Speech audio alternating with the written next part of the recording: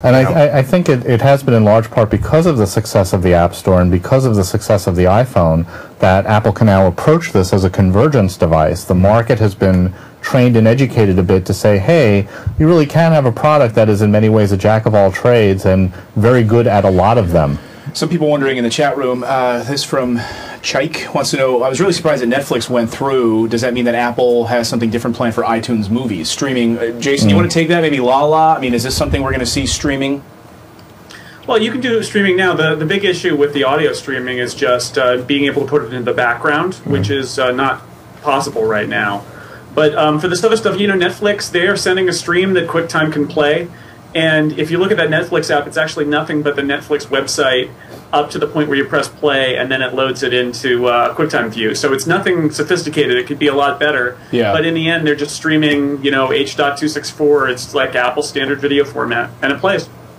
Marvel Comics, Andy, I was thrilled to see this app. I mean, I was looking at this morning, just beautiful. It's exactly the way I would want a comic book app to work. For those of us who are purists who like to have that effect where you just see one page at a time and see the whole page, it will leave you to the whole page. But for those of you who want to like sort of have sort of a directed experience where the app just will actually steer you from panel to panel and action to action.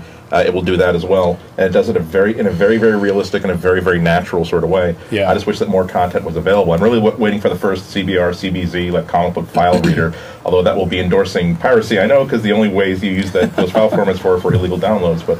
They're out there. Bring on piracy. I actually piracy. tried one called Comic Zeal, and it works. It works really well. What does this say, Mike, about the potential for third-party developers on this platform? Well, you know that the first gold rush of the App Store had made a lot of very, very reasonably wealthy developers and a lot of excitement and enthusiasm. It also left a lot of people frustrated. And I think that with the iPad, it's not the same ramp-up period. With the original App Store, everybody had a tremendous amount of time to come to grips with what it might be based on, as John said, the original Apple-less or Apple apps only iPhone. Right. And this is...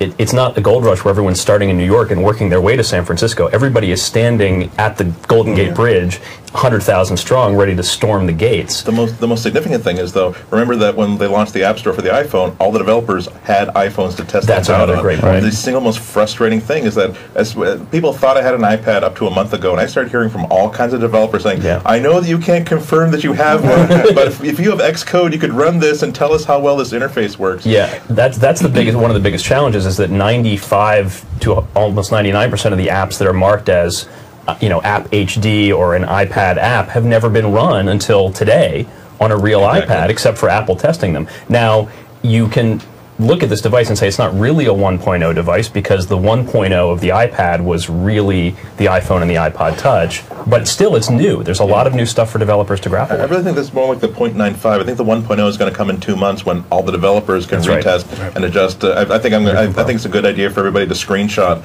all their favorite apps today and tomorrow and then compare it to like 1.1 coming out. That's right. We're going to take a quick break. When we come back, we're going to dive into that because there's two conflicting stories. And John, you posted on Daring Fireball, one from Gina Trapani and one from Cory Doctorow, two different versions of why you should buy an iPad, maybe why you shouldn't when we come back.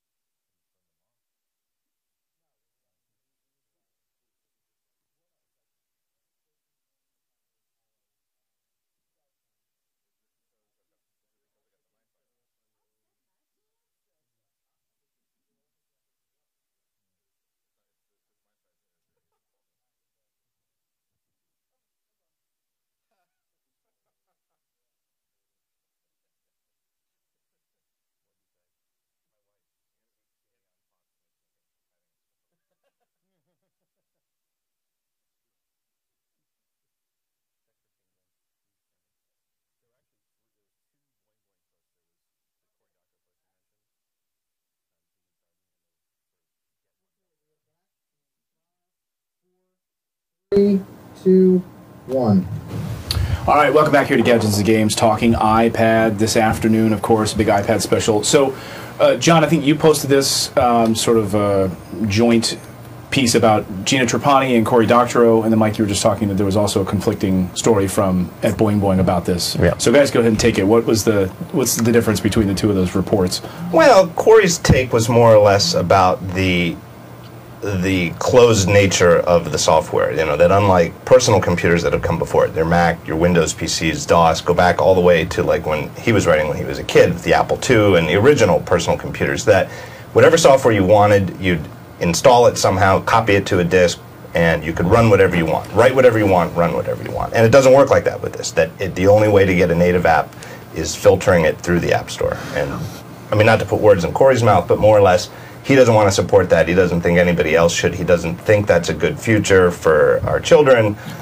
Blah, blah, blah. Don't buy it. Gina's take, Gina Trapani's take, which I thought was much more reasonable. I mean, but, you know, I've got one delivered to my house tomorrow. But her take was more or less, hey, wait for the next one. Wait a year. You know, and my analysis of that is, you know, if you bought an iPhone on day one in 2007, and then a year later when the 3GS came out with 3G and more memory, and it was only $199, if you were like, man, I shouldn't have bought that a year ago, well, then you probably shouldn't buy this now. You probably should wait till next year. There's gonna, you know, there's always going to be a better one a year from now. Yeah, Jason, isn't there always going to be an update? I mean, there's always a better piece of hardware coming, and if you wait for the next thing, I mean, you're going to be waiting till the end of the world, right. And then that last computer that rolls off the assembly line before the robots take over, that'll be the one to buy. It's always improving. But the one thing I don't think we're going to see But the robots will have probably made it, so it'll probably be aligned with them. I don't think we're going to see a big price drop soon, like we did with the iPhone, where the iPhone came out and it was $699 or $599, whatever it was for the high-end one. Yeah.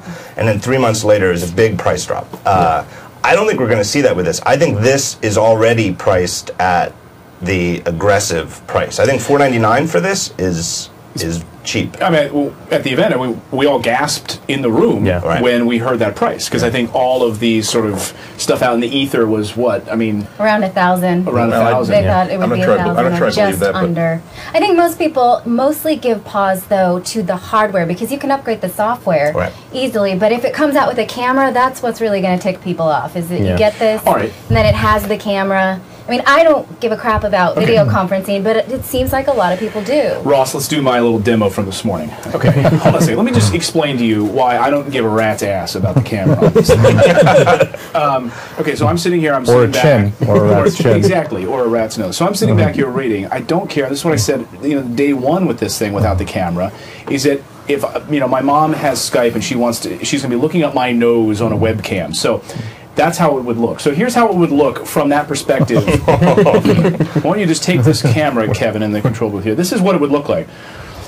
Hi, Mom. How are you? How's Dad doing? That's an incredible simulation. How's Dad doing? You know, this is exactly how it would look, unless it's somehow even lower. And why is my face incredibly orange today? Well, most people kind of look like a mole anyway on a webcam. So, so then if you hold it up, I mean, this is why then I would have to hold it up straight like this and stand up there, Matt. Arms straight out.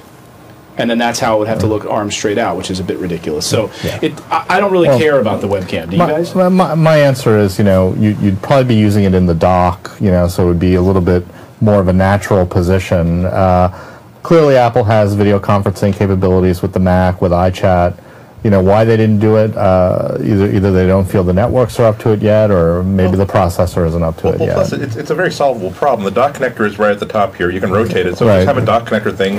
One little thing snaps up top there, rotates, and now you got your camera. And there's also Bluetooth-based camera products out there that potentially could interoperate with a particular chat app. I mean, one thing that Jason and I were talking about a few weeks ago is not so much the camera functionality, but the fact that maybe you should be waiting for the 3G model, just because that additional $160, $130 gives you a tremendous amount of flexibility when you're on the move. So I think we all say that, but when a camera version comes out, we will upgrade.